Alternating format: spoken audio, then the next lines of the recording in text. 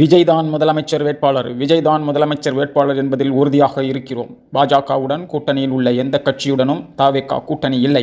பாஜகவுடன் கூட்டணி வைக்க 1% கூட வாய்ப்பில்லை.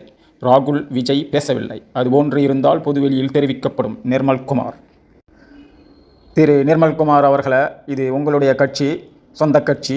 அதனால் விஜயை முதலமைச்சர் வேட்பாளராக நிற்க வைக்கிறதுல எந்த பிரச்சனையும் இல்லை. யாரும் உங்களை கேள்வியும் கேட்க மாட்டாங்க. ஆனால் அவர் வெற்றி பெறுவாரா என்பதில் நீங்கள் அதிக கவனம் செலுத்த வேண்டும். கூட்டணி விடயத்தில் அதிக கவனம் செலுத்தாமல் சுயேட்சையாக நின்றால் உங்களுடைய மக்கள் செல்வாக்கு என்ன என்பதை உங்களால் தீர்மானிக்க முடியும். விஜய் அவர்களை முதலமைச்சர் வேட்பாளராக நிற்க வைப்பதினால் தாவேகாவுக்கு ஒரு எள்ளளவு கூட பிரயோஜனமில்லை. 41 துர்மரணங்களின் பாவங்கள் விஜய் அவர்களை சூழ்ந்துள்ளதால் அவர் எந்த விடயத்திலும் வெற்றி பெற இயலாது. துர்மரணங்களின் பாவங்கள் அவரை வெற்றி பெறவும் விடாது. ஆகவே விஜய் முதலமைச்சர் வேட்பாளருக்கு நிறுத்துவதற்கு பதிலாக திரு புஜ்ஜி ஆனந்தையோ ஆதவ் அர்ஜுனாவை முதலமைச்சர் வேட்பாளராக நிறுத்தினால் ஒருவேளை தாவேகா வெற்றி பெற வாய்ப்பு இருக்கிறது.